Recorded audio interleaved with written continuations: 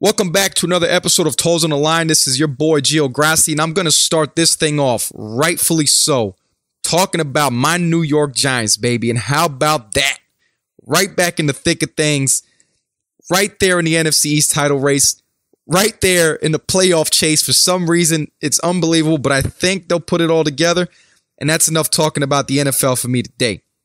I don't want to waste too much time getting into this episode, as I normally do talking before anything, but I got my wealth advisor, Pat Whelan, on the show today, and Pat's going to guide you all and talk to you about what it takes to invest, timing to investing, when is the right time to invest, how much should I invest initially if I've never done it before, what to read, the resources he utilizes and gives his clients to utilize as well.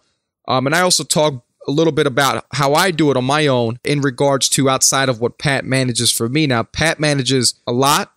He's got a bunch of clients. Personally, myself, I like to buy stocks on my own, and I let Pat handle the big bucks and the bigger things in life. And most recently, man, I just bought Lowe's stock, and they've been doing well. They've been outperforming Home Depot this year. They've been the one store that has never closed due to the pandemic, and a lot of people now are starting to do self-home improvement versus hiring someone or hiring a company to come in and do the job for you. Now, that's what quarantine has blessed us with, honing in and developing a lot of different personal skills. One of them, which being home improvement, and I saw that, and I've read between the lines of some things that I've read in some of my resources that we'll talk about in this episode. But I saw that, and I saw an opportunity, and I jumped in on it. So I know this episode, we're going to take a little twist away from strength and conditioning, but I think everyone, and anyone for that matter, can benefit off this episode. So let's cut it right there, baby. We'll get right to it. Line them up, lock and load, get ready to go.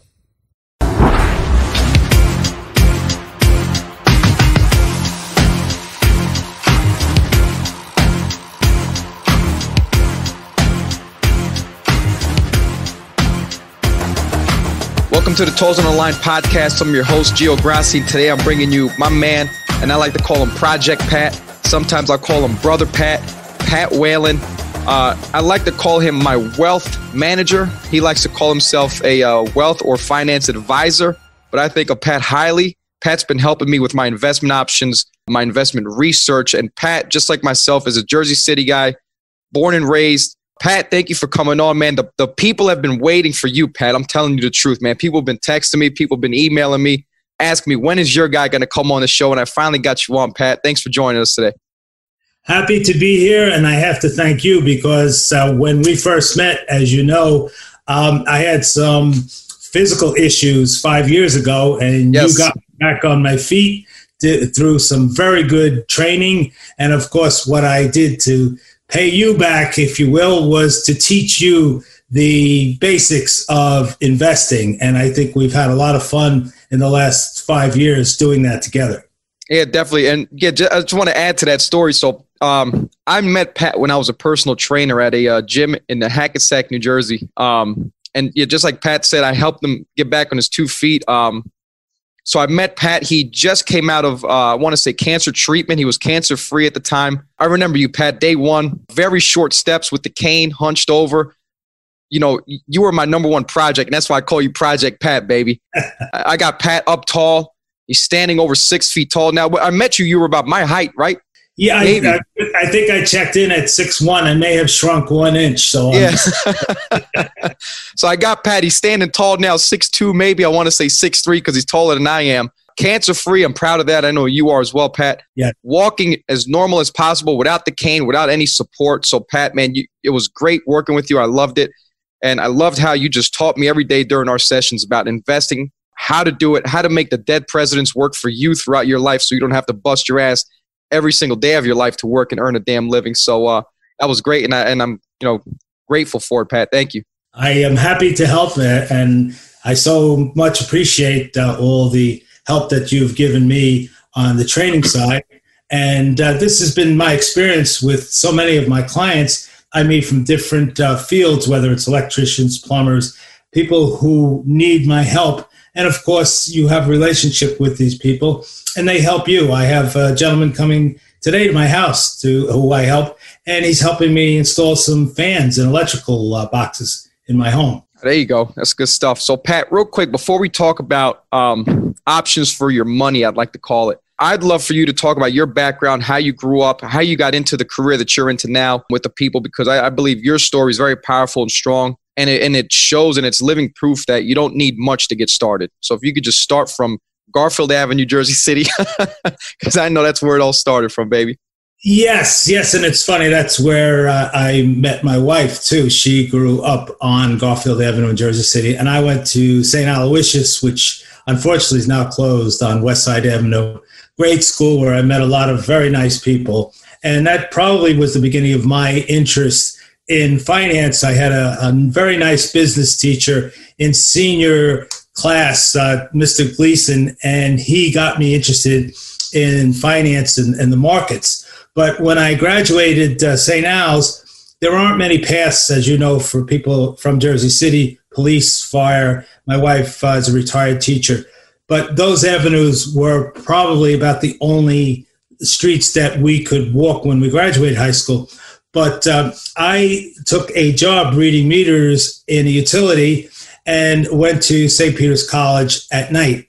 And that's where I learned a lot about economics and finance.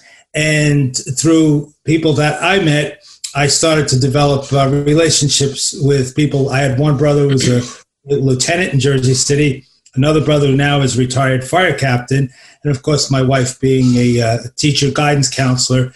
I had a wealth of people that we both knew, and all of them needed financial help. So as I was going to school, I partnered with some people who were in the industry.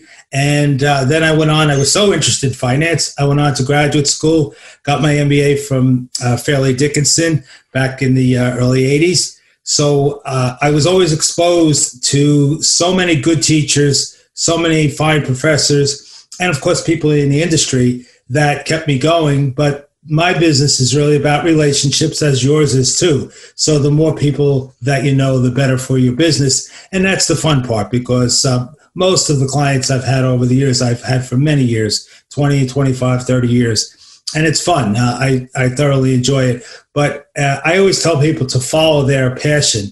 I always liked finance and investing.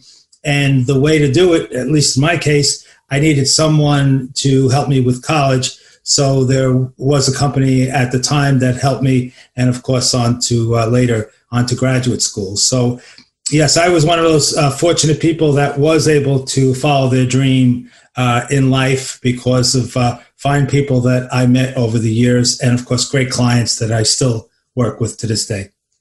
Yeah, and that's what it's all about, man, just meeting the right people at the right time. I always tell people, life's all about timing. So, and I think it's perfect timing that you're coming on now, right before the holidays, so people don't spend too much on gifts and put a little bit more back into their own future, So real quick, Pat, before we get into the discussion, how did you, because I don't think I quite know myself, how did you get into investing, stock market stuff, things of that nature? Like, what really turned you on to that? Was it just the outcome of the job, or was it just seeing the future for what it was? Well, as I shared, the teacher that I had, Mr. Gleason, a wonderful man. I believe he passed away a few years ago. I think I had the same man as a math teacher in high school. Probably. Mr. Gleason. He did teach at several schools. Yeah. St. Al's was one of them, and your school may have been another. But he used to bring little charts in and talk about different companies in the stock market. And I was in Jersey City in the high school system from 69 to 73. So they were interesting years in the markets. And Gleason every day made a point of telling us about the stock market. And it's funny because about 5 or 6 of my colleagues in that class had gone on to work in finance in their careers. So I really have to thank Mr. Gleason probably for sparking the interest for all of us. That's good, man. Great leadership from him, man. And I really think I had to say, I got to go back and look at my yearbook, Pat, and I'll let you know the guy's first name because I don't remember it. But I had an algebra teacher at Hudson Catholic. His name was Mr. Gleason, and he was and I loved him because he taught math. He made the most complicated form of math seem simple. I have a feeling you're right because this man taught math, but he also taught business ideas. Yeah. Yeah, so I got to go back, but I'll let you know about that. So All right, Pat, let's dig into the meat and potatoes. If you want, do you want to say the disclaimer now, or do you want to say that at the end? I will give the disclaimer. My company requires this, and okay. I'll start by telling you that the securities and investment advisory services are offered, I should say, through Royal Alliance in Company. Royal Alliance is a member of FINRA and SIPC. Royal Alliance Associates is separately owned, and other entities and or marketing names, products, or services referred here are independent of Royal Alliance Associates. Perfect, man. All right, Pat. So how can someone who's never invested their money, they just work a 9 to 5, put it right in a savings account, how can they begin to think about investing their money into any company? Well, some people will look at the equity markets and see a whole bunch of numbers and confusing information. The premise of our open and free markets is much simpler. Investing, especially in companies which employ large numbers of Americans, is certainly an investment in our country and the future growth of our businesses. When my children bring friends over to our home, they sometimes ask about what to read and what to get started with investing. And the book which grabbed my attention many years ago, which is still available on the bookshelves, One Up on Wall Street by Peter Lynch. He was the former manager, a very successful manager of the Fidelity Magellan Fund. In the book, he tells a number of stories about how he came to learn about companies. And one of my favorite stories he tells is going to his daughter's open house one night. And his daughter and the teacher were very excited to show him a new computer that was very easy to operate. And he tells a story that he didn't know much about computers at that time. Mm-hmm. But anyway, he sits down and he starts to use the computer. And before long, he had a smile on his face and investment idea for his fund. And that's how he got to know so many of these ideas, just common sense little things that happen in his daily life. But Apple computer. And the early Mac, as most of us know, was many years ago. It's not like what we see today, but that sparked his interest in going out many times with his daughter to look at different things that were out there. And the book is filled with these little anecdotes to give us insight into the mind of one of the most successful mutual fund managers. As to the daily reading, I read the Wall Street Journal every day. It's available Monday through Saturday, especially the money investing sections. I recommend those. And on weekends, Barron's is a good read to keep you up to date on what the investing managers of mutual funds, exchange-traded funds, banks, etc., to peer into their brain and get an indication of what they're thinking and why they're buying different companies. I think that's important. So Barron's is something I recommend. It's a one-day newspaper. It's available on Saturday, and you could also get it online. Yeah, the Barron's is good, Pat. What I like to read, and I think you introduced me to it, was the Kiplinger. Yes. I love Kiplinger because it's, I get a daily email from it. It's a quick, short read on the market. And I'm always reading stuff. It would say, this morning I read a topic. It said 20 stocks that cost $15 or less with dividends. So I'm like, okay, this is interesting. Read, it's introducing you to companies that don't cost too much on the stock market. They have dividends, so you're making money back on your investment through quarterly or whatever it is, half-year payments or whatnot. So I like stuff like that because it's short and quick. Barron's is excellent. You introduced me to the Barron's on Saturday mornings. I remember you used to bring me a paper all the time, and that was great. And I loved it. My wife would always say, "You're like an old man. You just sit down and read the paper on Sunday mornings." I love it. But I'll tell you what, the Wall Street Journal, Pat, it's too complex for a guy like myself to read it. That might be more in your league, and that's why we hire people like you. And that's why I hired you, because you take care of all the big money stuff, Sure, I do the reading, and you just enjoy the benefits of my reading. I love it, man. So biggest question, Pat, and I had this confusion going on in my 20s. And I'll tell you what, I started investing when I realized I was working for a company where I was, training athletes. We did not have a retirement package, a 401k, none of that stuff. And I remember saying to myself, shoot, how the hell am I going to retire with no money working? It's just me saving money. That's not doing nothing to my savings account. So I took it upon myself. I read Forbes magazine. That was the first thing I really read to kind of get me into the field of investing. Made my initial investment that year. I was 24 at the time. Since then, today, that money has quadrupled, which I'm grateful for because, all it takes, just like you said, Pat, all it takes is for you to read something and learn about it and then make a move. Absolutely. So that leads me to my next point. When is it the right time for people to invest? Because I know people always, and we've had discussions where people would say, oh, I don't have the money. Oh, this is not the right time. When is the right time, Pat? That's probably the number one question that I'm asked all the time. And I'll be the first to tell you that market timing is a fool's game because there is no one who can accurately predict when to get in and out at any given time for any given stock or bond. That being said, my first response to the right time question is now. If not now, when? Meaning, let's get started. And you and I have talked about that many times. I've met far too many 60-year-olds who've told me that they should have started earlier, and now they're trying to catch up with their investments. As the last 10 years have shown us, putting a constant amount into the markets on a regular basis has paid off handsomely to those who have diversified portfolios. Right. It's time in the market which counts rather than timing the markets. I don't believe in trying to time the markets. It's just way too difficult. Yeah. Since there's a constant rotation in the markets from market sectors like healthcare and technology, picking the sectors which will lead the charge can be very difficult, if not impossible. While trying to time the market is usually an exercise of futility, having a well-diversified portfolio of various asset classes and sectors is more advisable over the long term. While there are day traders trying to make a quick profit, far more of us, like you and me, are looking for longer-term investments with at least a 3 to 5 year time horizon. Right. So I would think people have to play the patience game because I don't think everyone has patience. They want to see the money double. They want to see the money quadruple. And what was that rule you told me was, oh my God, I forgot what it was. Was it the law? 72. 72, yes.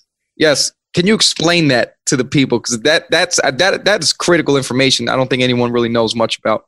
Sure. So what you do is you take, let's say a portfolio has a 10% rate of return. You take that 10% and divide it into 72. So it will take 7.2 years to double your money. Right. That's the big question everybody asks is, how long is it going to take me, for instance, to double my money? Now, it works the opposite too. If you have a portfolio very conservative and it's only getting a 5% return and maybe somebody's 75, 80 years old, that's their goal and that's fine. There's nothing wrong with that.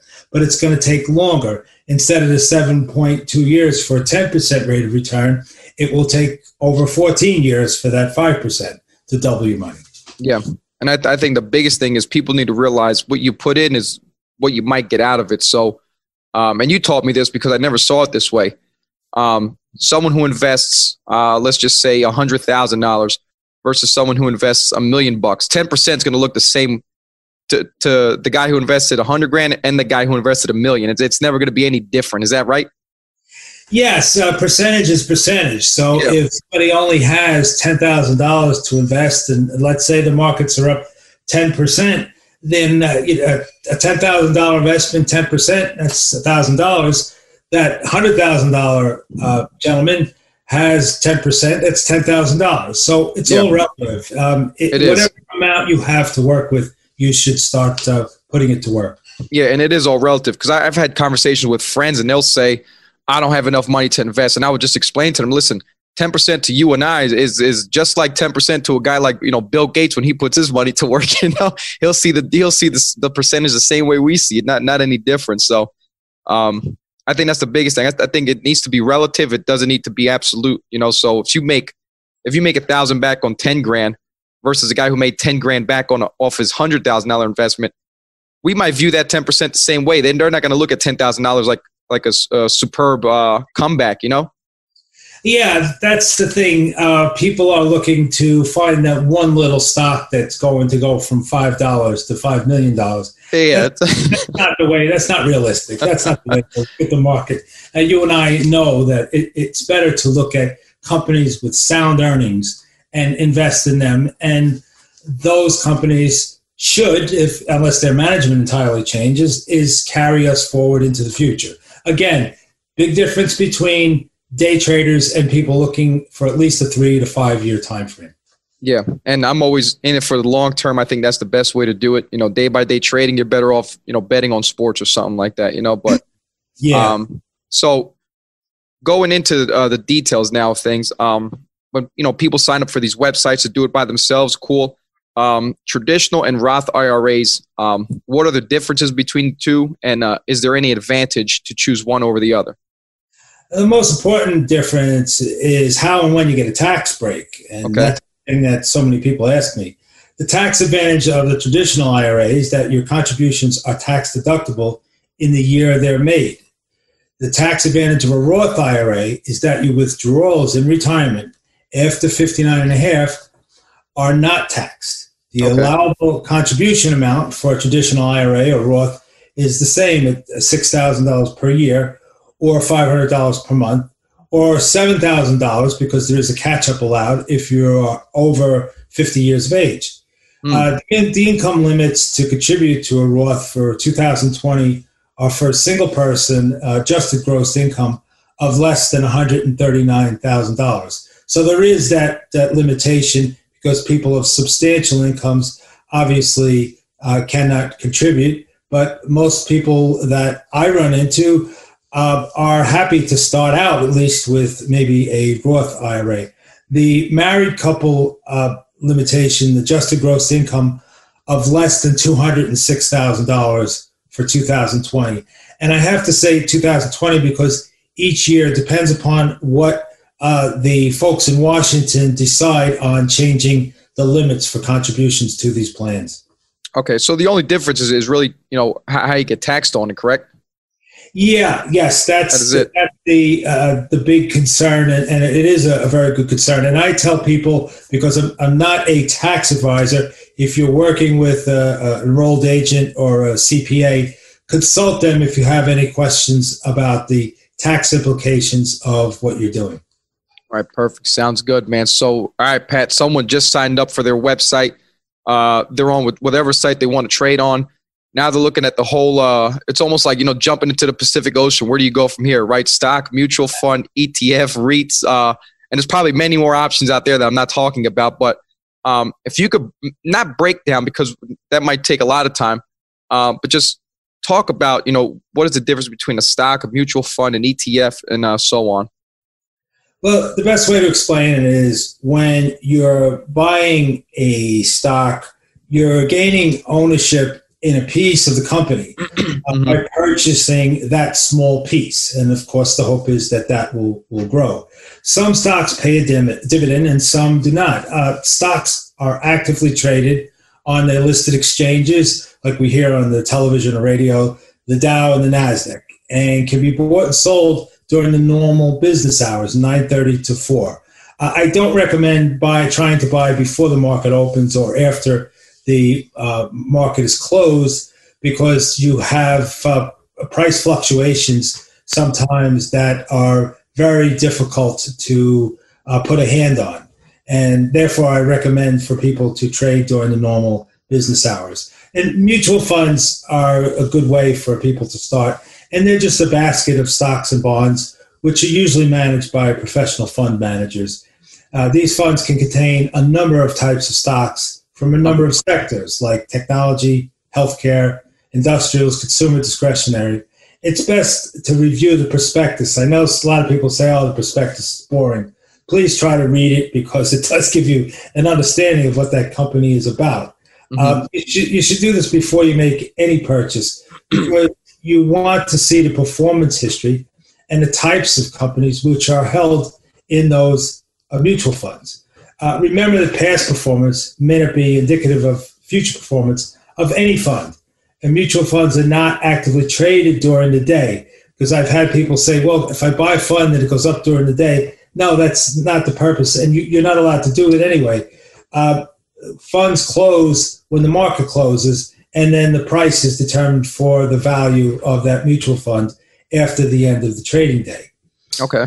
And ETFs, I know a lot of people talk about ETFs. Some are actively managed. Exchange-traded funds is what they mean. Some are actively and some are not actively managed. Again, we should review the prospectus to see how the ETF or the fund is managed before we make a purchase. Exchange-traded funds have become very popular the last few years, and they can be bought and sold, unlike mutual funds, and that's important in the difference. Exchange-traded funds can be bought and sold during the business day on their respective exchanges. Bonds are a type of indebtedness of the bond issuer to the holder of the bond. Most common types of bonds include treasuries, municipal bonds, or corporate bonds. And bonds can be in a mutual fund, or there can be private investing where a bond can be made, a bond can be issued, I should say, as a loan to the government or a company. And bonds there's many different types. What attracts investors to bonds are the yields they are paid each quarter. Usually it's on a quarterly basis. Bond values are subject to the rise and fall of interest rates. It's very important because the rise of an interest rate can affect the bond negatively. The bond will go down as interest rates rise. So that's an important feature of bonds that people have to keep in mind when they're purchasing a bond. I recommend, if people want to purchase bonds, to get a good bond fund. There's many of them out there, versus trying to buy one individual bond issued, whether it's by a company or the Turnpike or the Port Authority.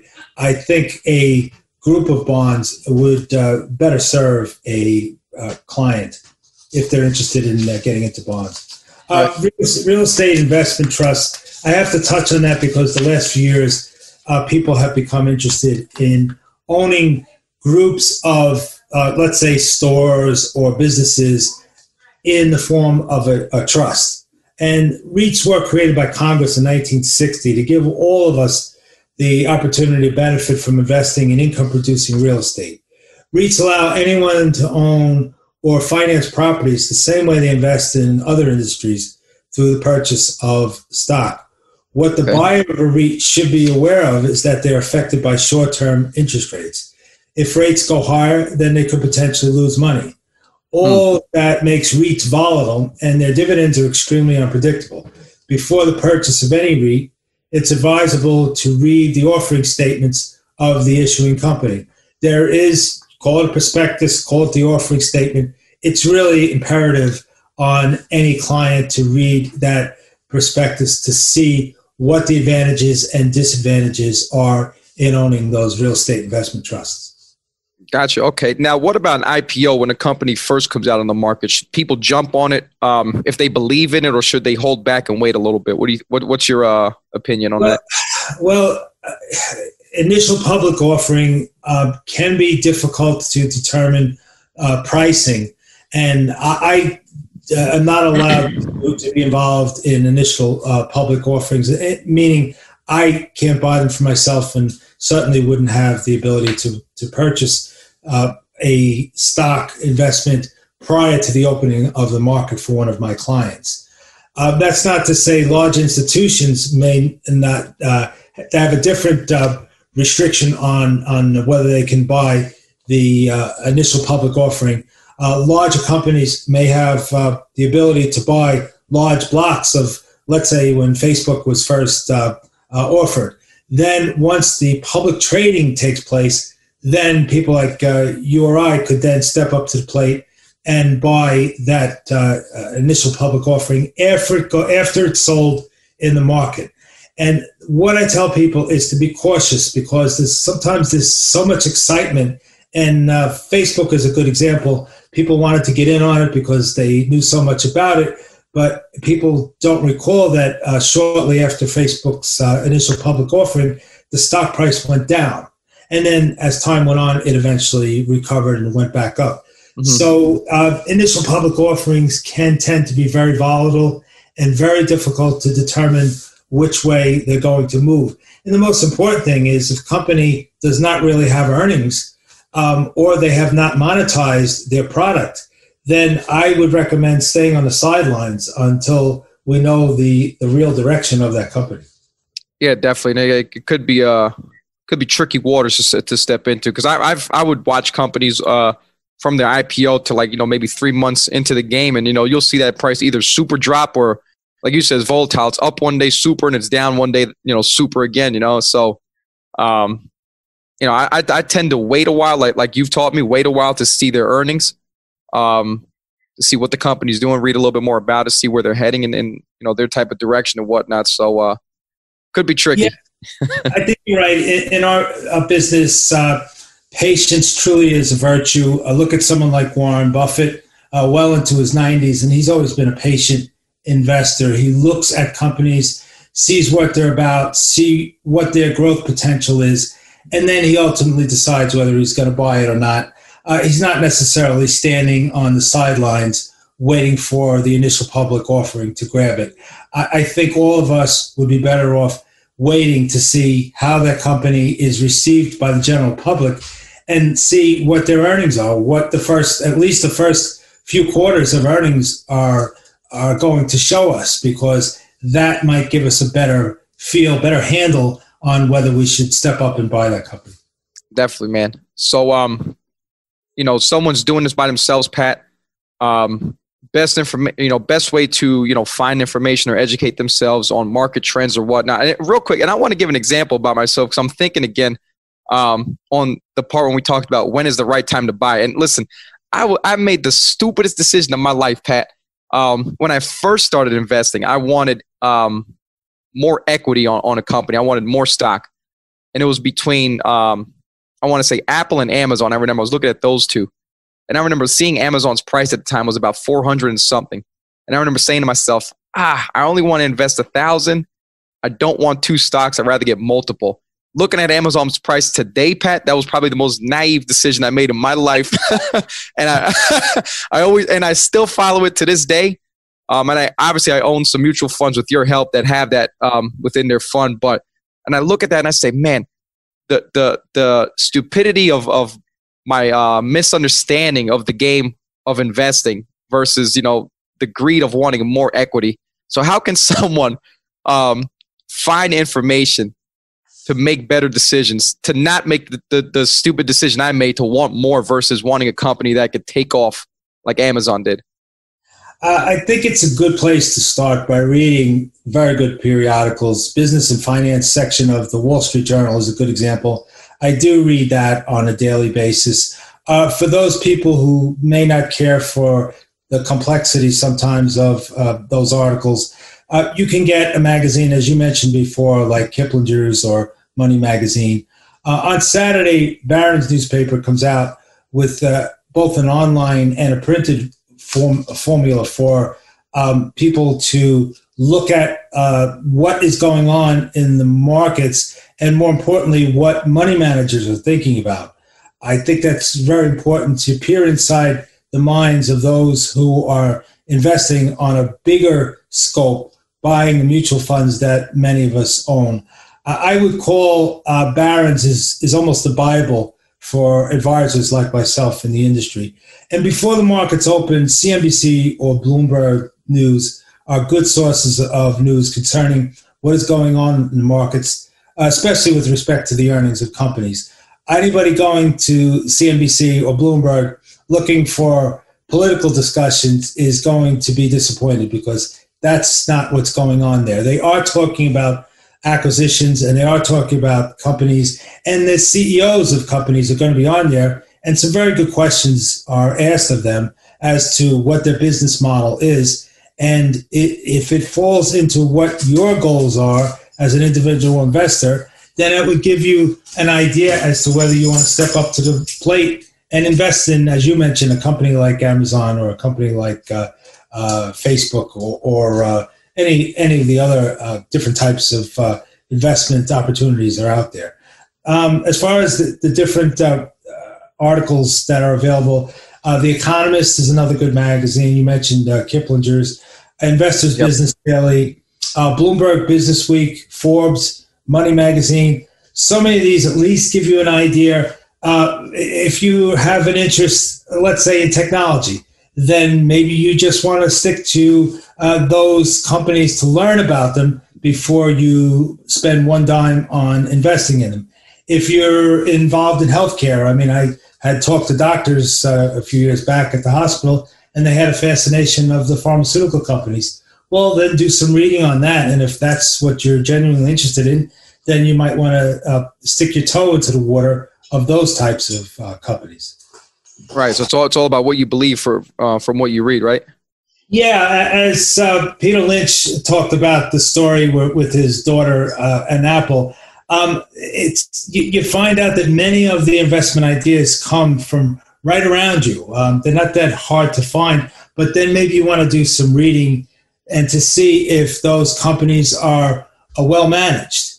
That's the important aspect of this whole field that I'm in, is people just shouldn't hear one idea on television or one idea perhaps on the radio. Do some reading on it. And then if that sparks your interest, have some fun. I still am an advocate of diversifying, but if you're just starting out and your interest is in, let's say, healthcare, like the doctors that used to talk to me, then perhaps investing in big name pharmaceuticals might be a way to start. And that's something that is the first domino. You and I talk about how do you get started. Well, something in all of us is sparking an interest. If you're a fan of automobiles, maybe you want to get involved in Tesla, but do the reading on it. And I think you'll have some fun along the way. Right. Definitely. So that leads me into my next point, Pat. Can someone do this by themselves, or should they hire someone? And before you go, I'll give my opinion.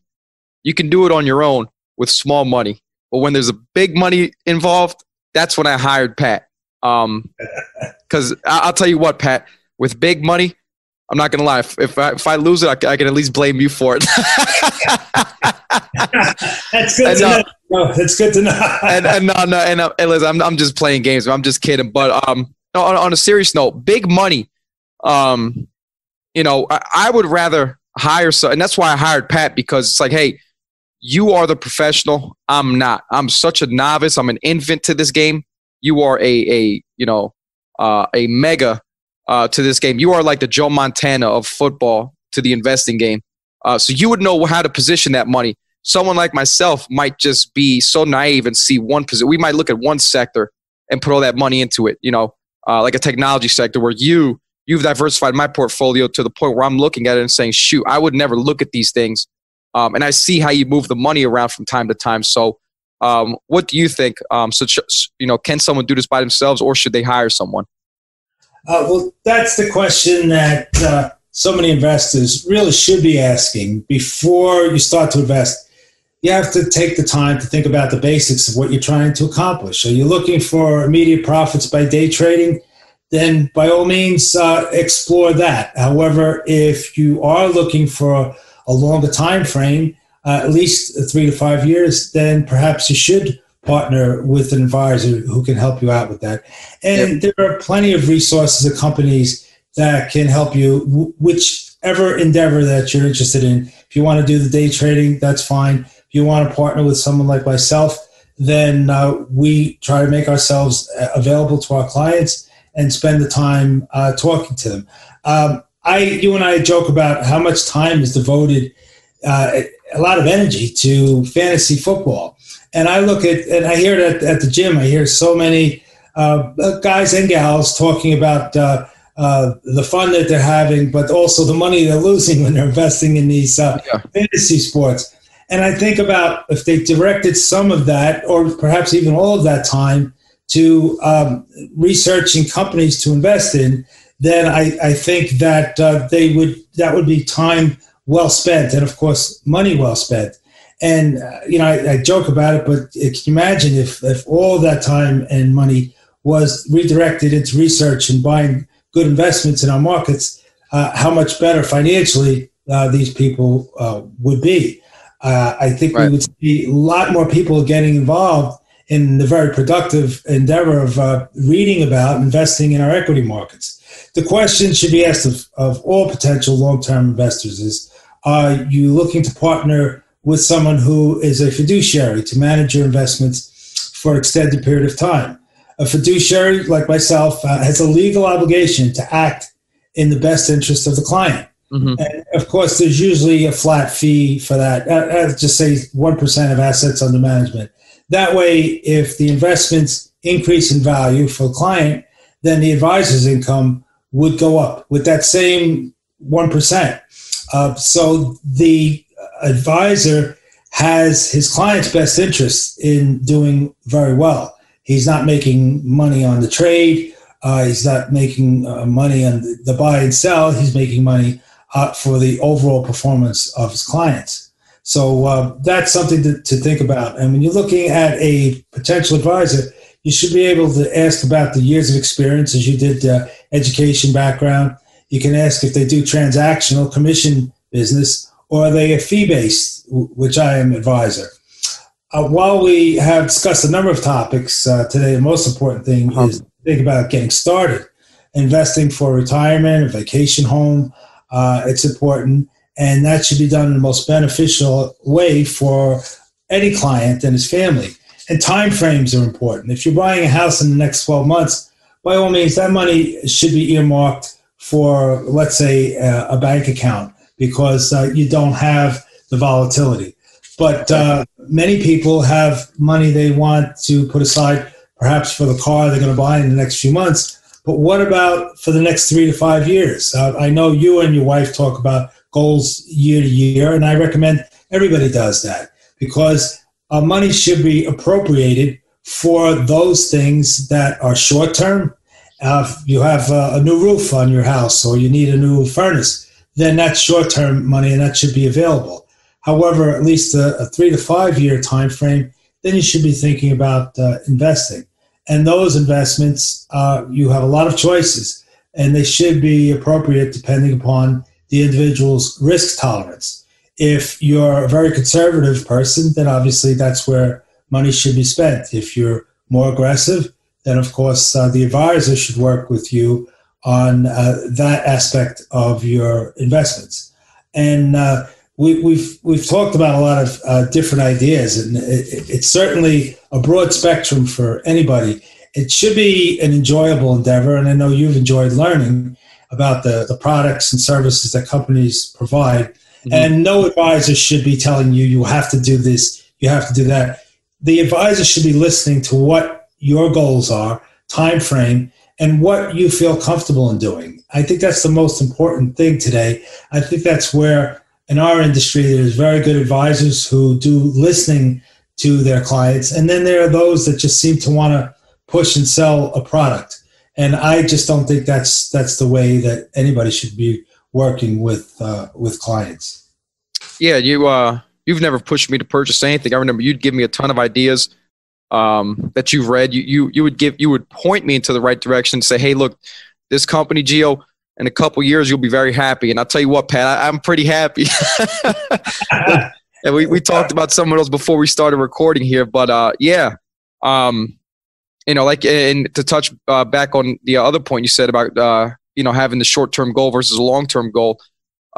You've taught me and you've enlightened me on, hey, what is your money doing in your savings account, Gio? What are you collecting, 6 cents a year? Put it to work, and you've taught me that back when we first met in 2016 or 17. But yeah, ever since then, Pat, I only keep enough of my savings account to pay for, half a year's worth of bills in the event, we lose a job or whatever, like, COVID happened this year. But yeah, other than that, I'm we're putting money to work.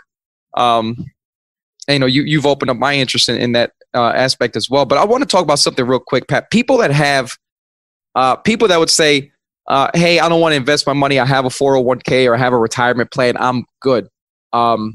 Is that safe enough to stop there, or should people continue to put their money elsewhere? Well, a 401 is certainly a good place to start. But of course, let's say to somebody who's 25, that is a goal of 59.5 or more, because you do have that 10% penalty. So I would say that you may need a combination of both. You may need that 401 money, especially if it's matching. These companies, I can't see how people would not want to invest with a company that has, let's say, a 7% match, because you're putting 7% in, the company's matching it. Why would you not try to do that? In that case, you should at least be putting that 7% in with the company match. And each year when you get your raise, let's say you're getting a 3% raise, 1% of that 3, maybe you could increase the amount that you're putting into that 401. So this year 7%, next year 8%, the following year 9%. Yeah. And I think that's a real good strategy because I don't see that it's going to negatively affect your take-home income. And before long, you'll have quite a bit saved. I mean, ideally, people say, well, what should be a goal on an annual basis? A 10% of your total income to be put aside for retirement. I think many times we're watching TV shows with people giving financial advice. They're recommending 10 to 12% on now. Those figures are probably the overall. If you're going to be 6 or 7%, obviously in that 401, you should have some outside money as well. You brought up a good point. Should everything be necessarily put into the 401? Well, then that would tie up the money that I'm going to need for that new car next year, or the house that me and the missus are looking at, or a vacation home. Because to have everything directed into one place kind of limits you, especially if it's tax deferred. So there's nothing wrong with having both. You'll have an investment vehicle that allows you, let's say those mutual funds, you can take money out when you need them out of those funds. And at the same time, you're putting money into long-term investment vehicles like the 401s. I think to have a combination of both, I think would be a good advice to give to any young person getting into the markets. And you and I joke about this, but it's good to start young, because when I get the phone calls from somebody 60, 70 years old that say, well, I'm interested in getting involved now in the market.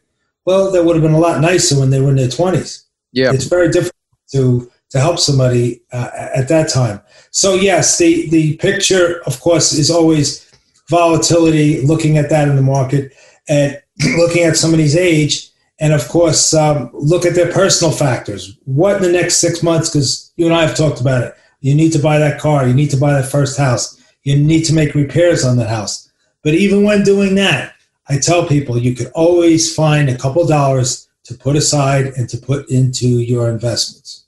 Yeah, big time. And I mean, I'm doing 3 different things. I mean, I've got you in my corner. I'm buying small stuff on my own.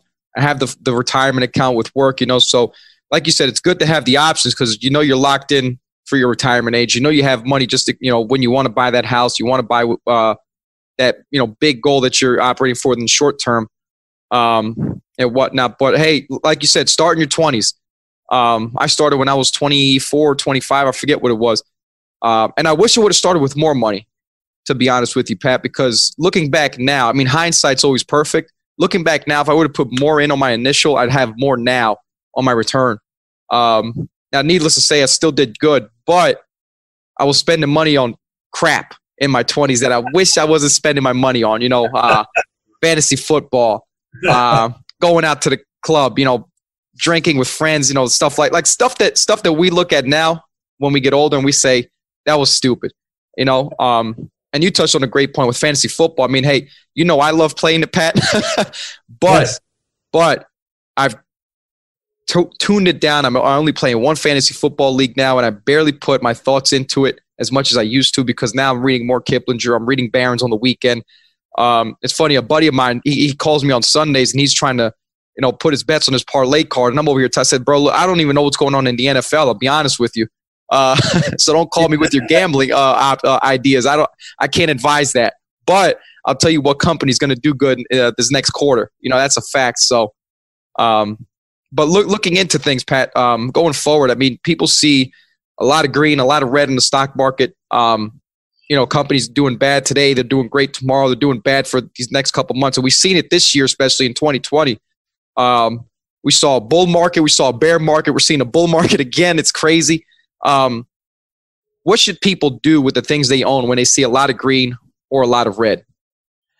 I'm glad you brought this up, because emotions come into play with investing. And I share with you, during the pandemic, I had the share of phone calls, and that's a good part of what I do in my business is hand-holding and assuring people that we are going to get through the down times, the pandemic, or even perhaps the recession that we saw a number of years ago. But we always have to remember the days when the markets are going to be red, of course, negative, and then positive green. And both of those, up or down, are really based upon news and news that is reported, whether it's labor reports or even news about a company's earnings, or perhaps even an acquisition that the company's going to make. What we have to think about is, will the news affect our ownership in this company going forward?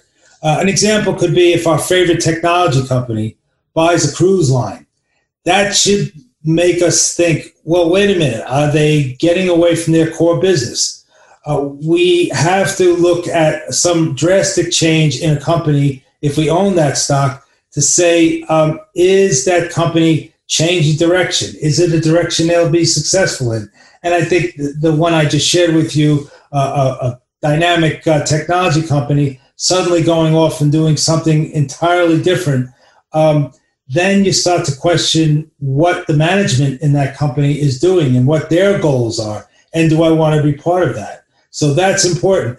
And then the other side, the downside, is we have to realize there's a big picture here. And the pandemic is a good example that there are terrific companies that are going to have downside risks that none of us can control and may not have been caused by anything the management of companies have done. The airlines are a good example. Some of them had very good earnings going in right before the pandemic. Pandemic comes along, and guess what? Nobody's going to the airport. When I came back from Florida, I told you in July, there were 20 people on the plane on United. And I felt very bad for that company because that's not been my experience over the years. So that company is having a hit on their earnings. And will they get through it? The hope is, I'm sure you feel the same way, is none of us want to see the airlines not succeed because we all need them for future travel. I think it's very important for our economy because whether you're running a business or whether you're going to see friends and family in another state or another part of the world, you want those airlines to do well and to be able to take care of our needs. So your original question, you hope that companies do well, and sometimes the management is just terrific, but then you have these things that no one can anticipate, like the pandemic. And then as an owner in those companies, then you have to make a decision whether you want to ride out the tough time, stay with that company, or perhaps you want to leave that company and move on to something else. Yeah, definitely. And I think, the biggest thing you taught me, two things. One, and you mentioned it, you cannot make an emotional decision. And two, stick through the tough times, especially if the company is a great company. And we saw, earlier this year in March when, the market, I don't want to say crashed, but the market kind of had a steep slope on the graphs. I'll tell you what, Pat, you taught me great things, throughout our friendship here. When you see red, think of it as a sale or a clearance sale. That's what I did. And I went in and I, bought a couple positions back in March and April. And they're doing extremely well now. And I think the biggest thing people need to understand is when you see red, don't panic. When you see green, same thing. Don't panic. Don't make the decision off emotion and sell right away. But when is a great time to sell what you own, Pat? And would it be smart to move that money to another position or take it out and enjoy it? When we buy a stock, we have to have realistic expectations for that company and the sector which it's in. For example, bank stocks may have a lower growth rate than high-flying technology company. We then have to have a realistic expectation for that particular type of company based upon realistic growth for that industry. As I mentioned, bank stocks may not have that growth that the flying technology companies have, but there's still solid companies and there's still places that clients should think about investing. And that's very important that we look at the performance of a company over a time period. I probably talked to you. Morningstar is accessible to virtually anybody who wants to go onto the internet to see, let's say, a 10-year performance on a company. Yeah. And while past performance is not always indicative of future growth, as we know, you can at least get an idea of the type of growth in that stock and perhaps that sector. A good example, the bank stocks. If a bank stock was performing at, let's say, a 6% rate of return, then of course we can have some expectations that they're going to continue to have that similar performance, and we can't expect a slower growth company to suddenly give us a rate of return of 20 or 25%. So we have to be realistic. But when the best time to sell is once we've realized whatever our goals are. If our goals over, let's say, a 5-year time period were to achieve an 8% rate of return, and then we find that perhaps the management at that particular company is not what we expect, or they've moved in a different direction, acquired companies that may be outside their core business model, then that might be the best indication for us to sell that company and to buy another type of company, maybe not even in that sector, maybe going to be in healthcare, maybe in a different direction. But it's always the difficult time question, I should say, for clients is when is it best time to sell? And if the performance is good and the growth expectations for the next few years are going to continue to be good, then maybe it's not the best time to sell. But if our expectations are different for that company and that sector than the company's performance, then that might be the best reason to sell and move on to something else. Yeah. And real quick, and I don't think we touched on this, but when someone purchases, let's say, a stock, and they have the option to reinvest their dividends in their capital gains, should they or should they not, or is that a goal-dependent option? Yes, for some of my older clients that have more of a bond leaning than equity, and they're getting a dividend each quarter, then that really is the purpose of owning those bonds. And there are, of course, stock companies perhaps that are paying dividends, and the growth is there, or maybe it's slow growth, but consistent dividends. Then, of course, it's important to decide what you're in it and what you're in it for. If you're in it for just the dividends, there's nothing wrong with that. And as you and I know, there's good mutual funds that the purpose of owning those funds is to get the dividends from them. Yep. So it's really what your expectations are for those companies and for the types of companies that you own. Some are just tried and true, as you know, year after year, they're going to pay that dividend that you could count on. And for some clients, it doesn't matter age, so even younger clients, that's all they want. They just want those dividends every quarter. There's nothing wrong with owning the types of companies that are going to produce those. Yeah, definitely. So, so let's fast forward a bit. Let's go back to the previous question before that.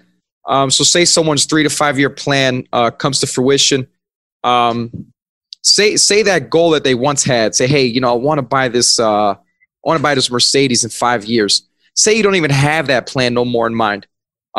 Should they stay with that position? Should they pull out and sell, collect the money, or should they move those positions to another stock or fund for growth, or should they just stay with where they're at now? What do you think?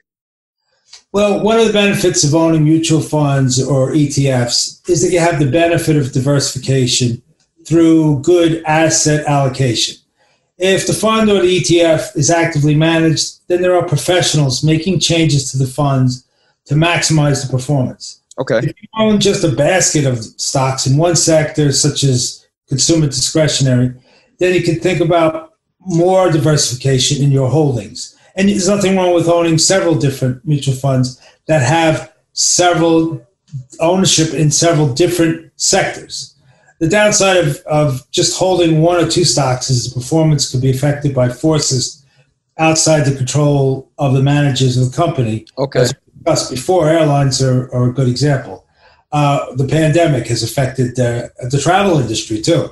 And there's nothing wrong with taking some of the gains off the table, especially if your family budget requires you to make some unexpected purchases, such as a good example, a new roof, heating systems, etc. I'll have you laugh. This is the calls that I get the last few years have been fascinating. Probably the number one request for dollars to be and checks to be sent has been for implants. People that have let their teeth go all these years are suddenly waking up and, that bridge that I had put in my mouth, let's say 25 years ago, yeah, I need an implant. So a few years back, it was more, I got more phone calls for travel plans. But of course, as we know, this past year, no one's been able to go anywhere.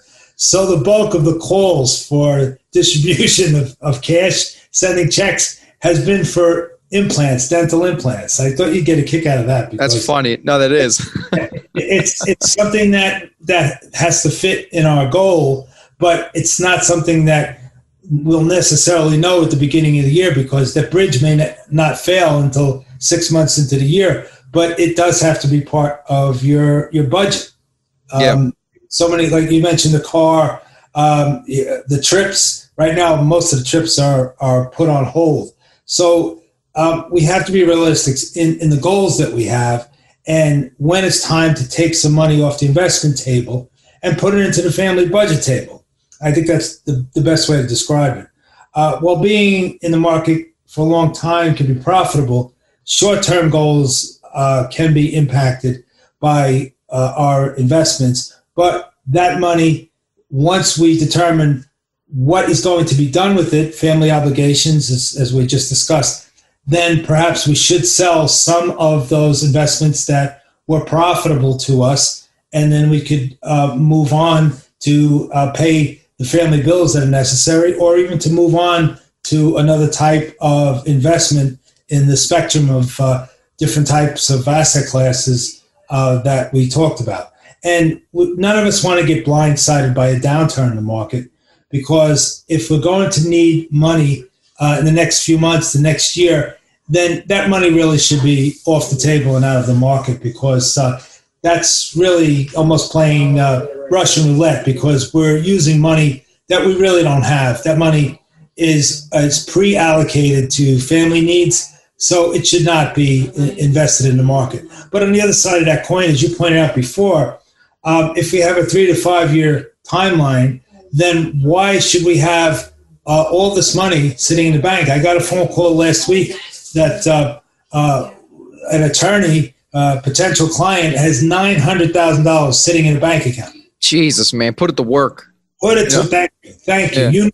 You know that, and probably the majority of my clients know that. I mean, his law firm just bought him out. That's why he's getting this money.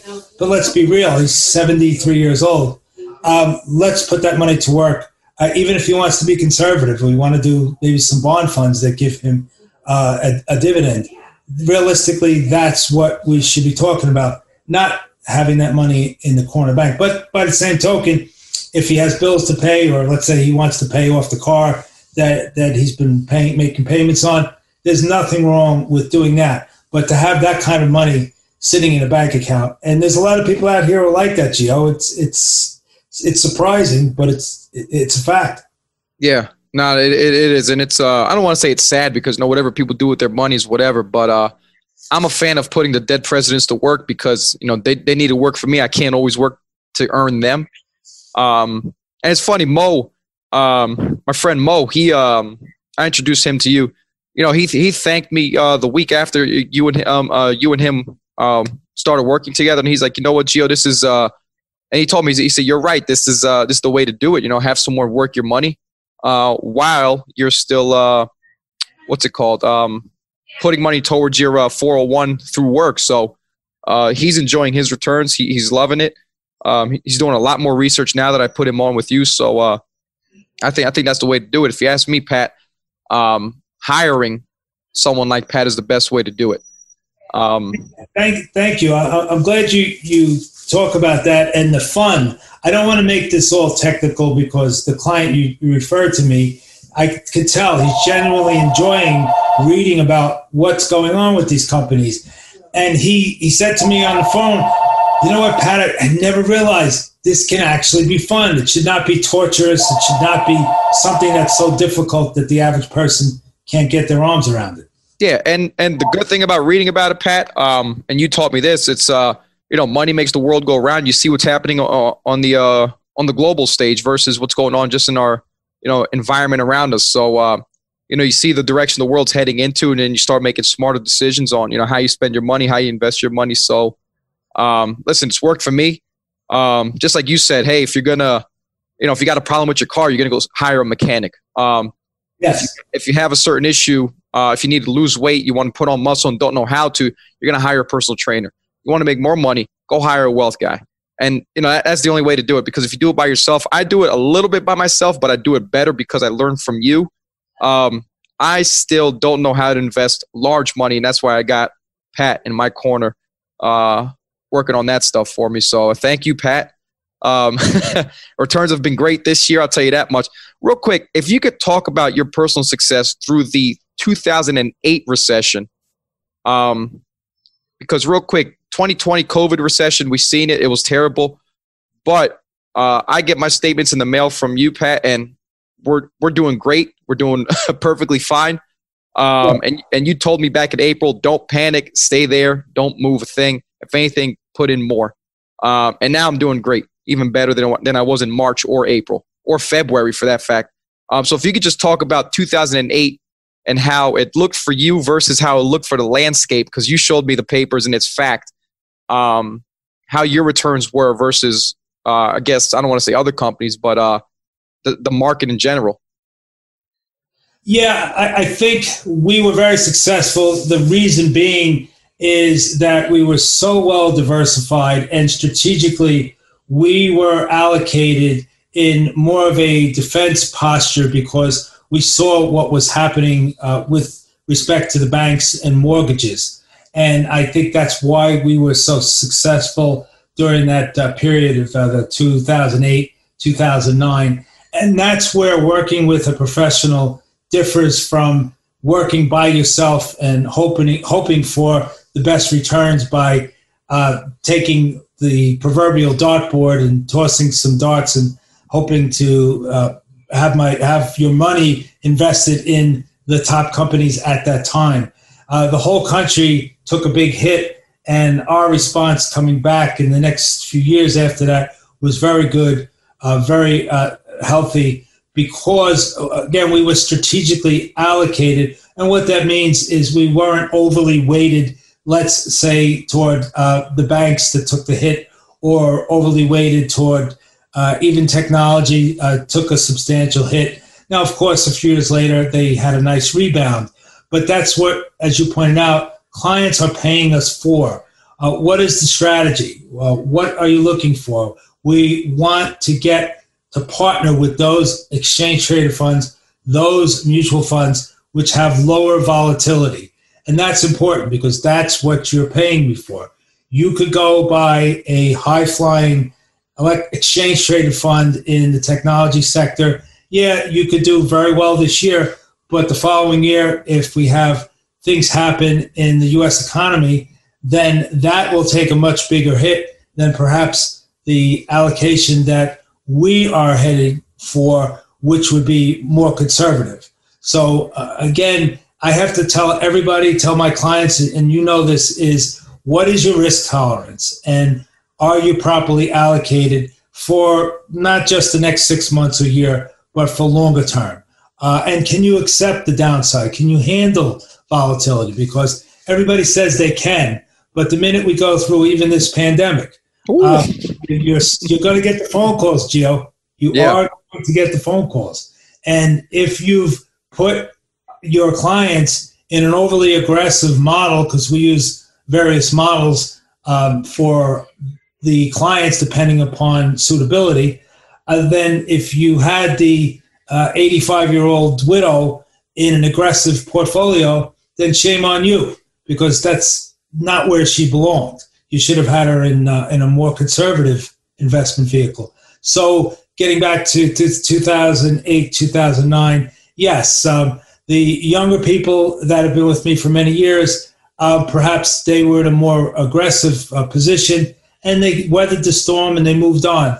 But for more senior clients, then I would say that we had them and continue to have them in a more conservative allocation model. Yeah, and I forgot what you said again. Risk tolerance. Can you really? Yeah, can you really stomach it? It's easy to say yes, I can, but when it happened, listen, I was down about 60-something% in March.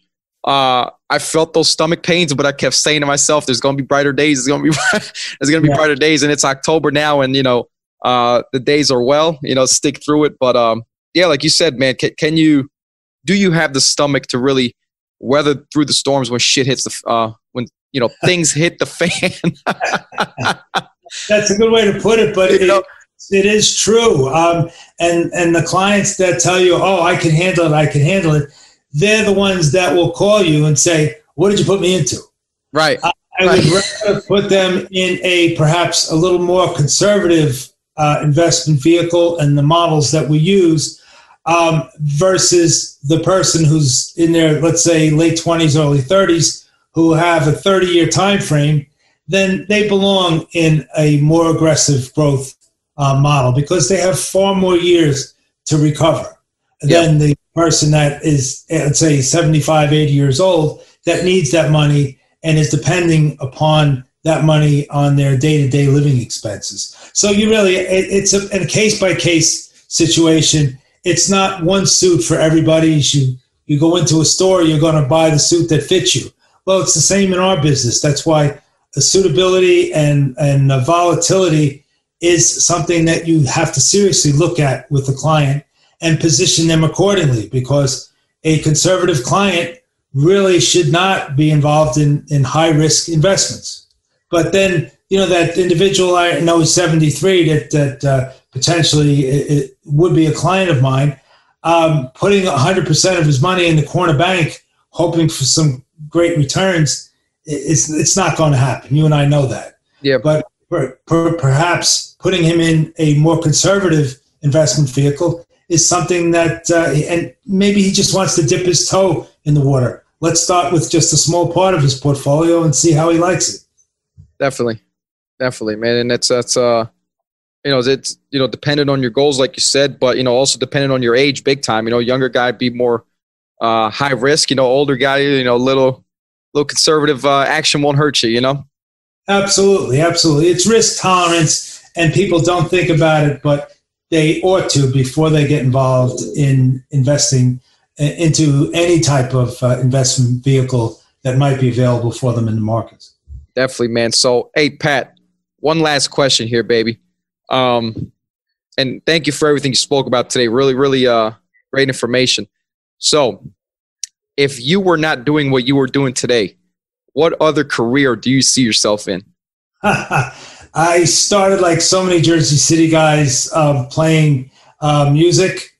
I got to know a couple of guys from Kool and the Gang, one of which just passed away. But his advice to me was, you could love music, but unless you really like being on the road so much of your life, then I would suggest doing something a little more stable and something that's going to pay the bills and allow you to have a family.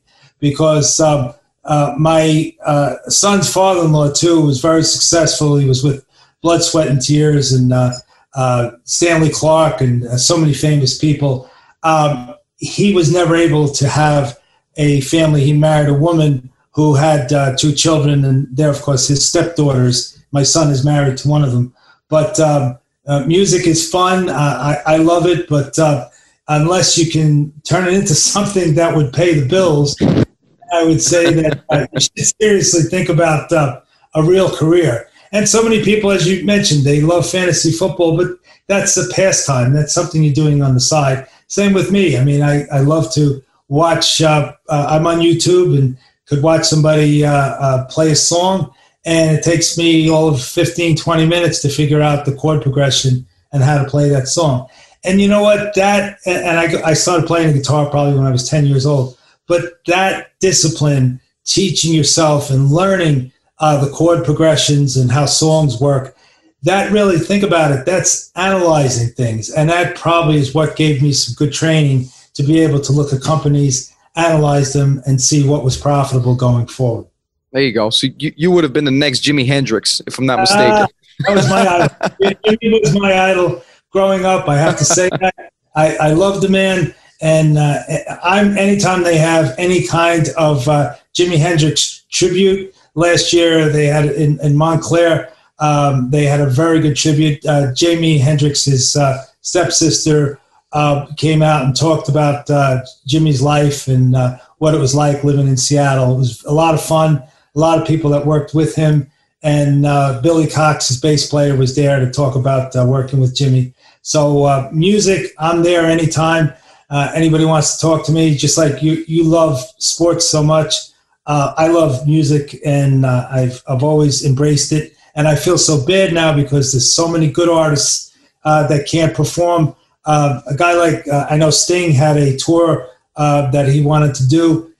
He's stuck. He can't do anything. I know last night I saw John Bon Jovi on a TV show. He and his band had a tour set up to go. That got canceled. So there's a lot of creative people out here that can't go out on tour right now. And, of course, they're stuck in the house with their kids. Finally, they're home for a long period of time. Yeah, seriously.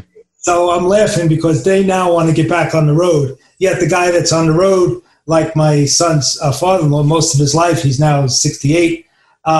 He said so many of the years he would have probably been happier with just having a normal life and a wife and children. He said the money they pay you when you get up on the stage is really to compensate you for the downtime, the time you're sitting in hotels, you're reading, books, magazines, trying to pass the time, and then, of course, traveling all the time. He said the traveling really wears on you.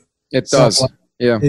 So anybody who's done it, it's fun. It's a novelty, but if you had to do it throughout most of your life, it really takes a toll on you. Yeah, it does. So that's awesome. So Brother Pat right there is not only an investor and a wealth king, he is a musician, the white Jimi Hendrix. Yes. Jimmy was a good idol to have. And I know I could play some of his songs, but no way can I play anywhere near the way that man played. He had a mind that was just unbelievable. We'll get you a song and just turn it into something beautiful. So I really love anybody creative, whether it's a musician or even an artist. You go to Gene and I went to the Metropolitan Museum of Art a few weeks ago and just see the creativity that's there is just unbelievable. So I encourage all of my clients to broaden their horizons, have fun, not only with the equities markets, but enjoy life, whether it's music or walk in the park. There's a lot of fun things to do out there. Right now, we're kind of stuck in home, but look around on the different sites to see where you can travel in the next year or two when things get better, because life is about having fun, and part of it is investing to have the money to have fun. That's a very important thing that most people miss. There are people who have a lot of money, who are very wealthy, but are not enjoying their money.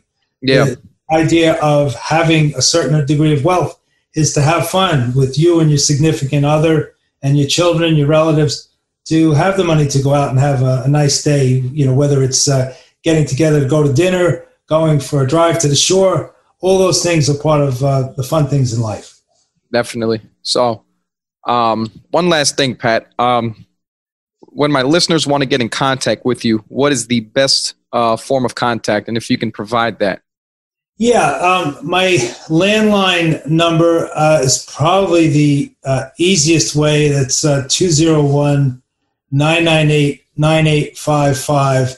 And then my contact for sending me an email, it's Pwhelan, Whelan, at IAC, those letters, advisor, ADVISOR.com. And I'll do my best to get back to you. If not the same day, the following day. Some days get a little hectic, And if I can't get right back to you, I'll get back to you the next day. Definitely. Thanks, Pat. And make sure you guys use the coupon code GeoGrassi. Pat might be able to take you out on the Pat might be able to take you out on the boat.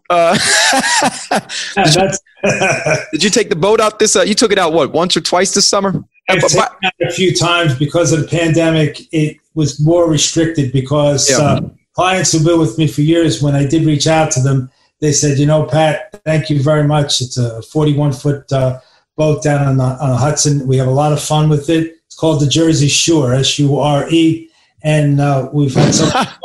But this year, people were very restricted in going out. We all wore masks when we went on the boat, but people today, as you know, with this pandemic, they're not so much leaving the house. And if they do go out, it's very limited on where they're going.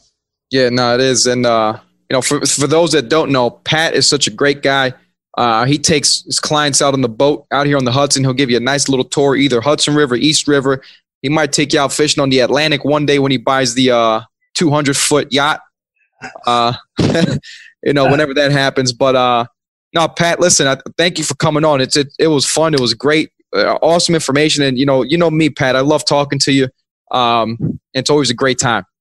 Always good talking to you. I'm glad that we had the opportunity to do this. And the nicest part of my business is genuinely helping people, because the nicest thing when you run into a client, whether it's a wedding or a dinner, and they have a big smile on their face because you've opened up their eyes and their vision to see the wonderful field that I'm in of investing and how they could get involved and learning, because it is an investment in our great country, because I am a big advocate of people owning a piece of this great country we all live in. Definitely. So, Pat, any last words for our listeners before we hop off here? Have fun with this. I hope we haven't gotten too technical today. I wanted to share with everybody the fun part of our business and the learning part of it. As you said, with the newer client, the friend of yours, I think he generally now understands that investing in the equities markets can be fun. You don't have to make it a labor. Start buying that magazine, whether it's Kiplinger's or Money, and have some fun. Start on a small basis, and if you want my guidance and help, I'll certainly work with you. But get started. That word now. Do it now. Right now we're in a good market. I can't predict when the market's going to go up or down. As you know, no one can do that. That's a fool that will tell you that. But I'm optimistic about our country, and I think investing in the United States and the great people who run our businesses, I think is a good investment. Definitely, man. Sounds good, Pat. And thanks for coming on today, brother. Thank you, Gio. Take care of yourself.